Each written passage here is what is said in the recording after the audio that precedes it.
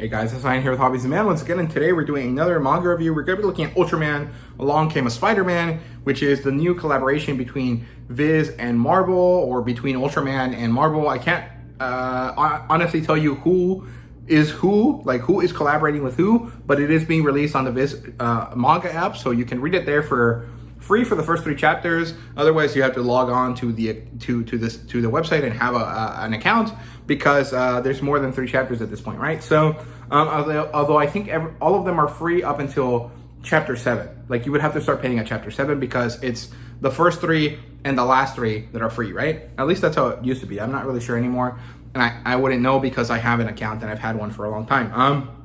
So Ultraman, Along Came a Spider-Man. This is a new collaboration. It came out late August. I was going to review it earlier, but I decided not to wait a little bit because I was going to do Ultraman stuff this month anyways. And broadly speaking, I think this is a good series. It has a good introduction to Ultraman. It follows Spider-Man, and Spider-Man doesn't feel that different from usual. I mean, it's a little bit more dumbed down. This seems to be like it's aiming to be more for children than for adults, but it's broadly speaking pretty enjoyable, right? So yeah, it's written by Shibenobu Matsumoto, who I'm not sure if they've done any work before, and it's drawn by Tomo Hirokawa. Again, not sure if they've done work before. I'm sure they have. I just have not seen it before. But if I'm wrong, if I mentioned something by these creators before, let me know down in the comments, and I'll correct that somewhere, right? We're going to be looking at the first 4 chapters because that's all I've had the opportunity to read so far. There's another chapter coming out tomorrow as, day of recording, which should be the day that this comes out on YouTube, because I think it comes out on Fridays. And so I won't have a chance to read that, but we will review at least the 4 first chapters, and these aren't long enough for a full volume, so it honestly might not even be half a volume. I think it's only like 80 something pages. And to be honest with you, I can't say that a lot happens because a lot of the time is spent on like reaction shots and stuff like that. So yeah, but let's get into it. I think that I did enjoy this, and I will read more of it because by the end of the 4th chapter, I was actually pretty invested in what was going to happen, right? So it opens up with Pete, Spider-Man, and the Avengers fighting some bad guys. Very similar to the first Avengers movie, but including Spider-Man. And you get to see him swing around, try to save people one by one. He does stuff that is very reminiscent of stuff from Avengers 1. And then it turns out that Dr. Doom was behind this attack. He reveals himself to everyone, and well, everyone's mad about it. But, they can't really do anything to stop him because he's very powerful, which I'm pretty sure is more or less par for the course, right? Peter is crushed by the fact that he actually can't save everyone.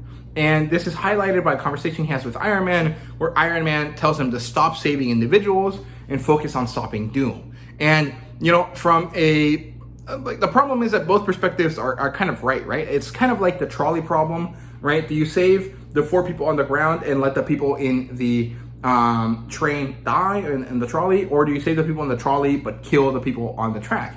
That's more or less what the argument is, although broadly speaking, I think that in this case, Iron Man is correct because he's saying, this building is going to collapse, the people in it are going to die, but if we stop Doom, then everything else stops. And so these are the only people that are going to die. Whereas Spider-Man is like, no, if someone needs help, I'm going to save them, and I'm going to try to do that as much as possible to save as many people as possible, right? And like from a strategic point, Iron Man is correct. From like an ethical point, maybe you can argue that Spider-Man is correct, right? Iron Man is correct in terms of a strategic situation, because that's true. The needs of the few do not outweigh the needs of the many. But from like a personal, like I can do something, I will do something now, Peter is correct. And so it's very hard to kind of decide which side you're on. I kind of lean towards Iron Man, even though I'm supposed to lean towards Spider-Man because he is the main character, right? So it's kind of hard to deal with that. And so Peter is crushed by this realization, right? Somehow, in a very ridiculous manner, he gets isekai'd by being hit by a train that is not even like on rails. It's just flying through the sky. It hits him, it isekais him to another version of the world where he ends up in Japan, and it turns out that Ultraman exists in this world. And so we went from the Avengers to like the classic Ultraman series, and Spider-Man is walking around figuring out what's going on. He sees a giant kaiju. He sees a boy that turns into Ultraman, and he's like, oh shit, it's a samurai, because he's in Japan. And I think this is funny. I love that they portray Peter as this bumbling American. I think that's really funny. That thinks everything from Japan is a samurai. And he gets excited about this, and he sees Ultraman fight the monster. But it turns out that the monster gains power from being heated up, right? And anything that hits it creates heat for it. So it gets bigger and bigger the more Ultraman fights it. Then different groups of military shoot rockets at it, making it worse, and Ultraman decides to ultimately push it into the water. Before that happens, a bunch of rockets are shot to try to kill it, to try to really detonate it, and Ultraman steps in the way to protect it. And Spider-Man is actually really surprised by this. He's like, why would he do this? And a woman nearby is like, that's because that's what Ultraman does. He protects everyone. If anyone can be loved and saved, Ultraman will do it. And this brings new energy to Peter because he finds a kindred soul in this, right? He finds that this is a valuable way of saving people, right? Which is funny because I think if the roles were reversed, like if this was the real world, the US would pick to save individuals and Japan would decide to save like the whole. But I don't know. I think it's funny that this is what they went with.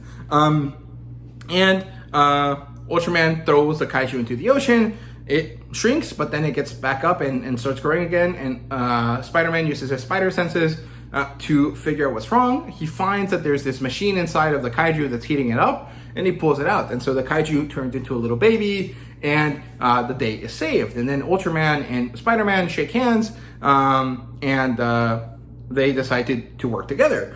And then the story ends here, so far, at least with the 4th chapter, with some weird bat creature thing, some sort of kaijin character, meeting with Dr. Doom in the sky. And Dr. Doom is like, this power that this man of light has, what is it? We have to get it, right? And that's basically where it ends. I'm very excited to see how Ultraman fights Dr. Doom, and I think that'll be really, really cool. But I do find that this series was not really what I was expecting. Ultimately I did like it, but I was expecting a little bit more direct. But I think that's just because I'm not really sure what the tone of Ultraman is, because I've never seen the original. My only exposure to Ultraman is like the Iron Man looking stuff from Ultraman, the animated series, right? Like the anime that they have on Netflix, and Ultraman Rising. And that doesn't feel as campy as the, Ultraman in this series, right? So maybe it's just that I wasn't really expecting what I was, what is actually true of Ultraman. And I was expecting something a bit more superhero-y, right? So it is what it is. It's not a big deal. I will continue reading this, but I'll probably let it build up some chapters before I got back to it, because I'm not sure that I need to read this week to week. I feel like I'll ultimately be frustrated by it, right? So yeah, thank you guys very much for watching. I hope you guys enjoyed. Let me know if you watched it, or if you read it, if you read it down below, and what you thought about it. Thank you guys very much for watching once again, and see you guys later.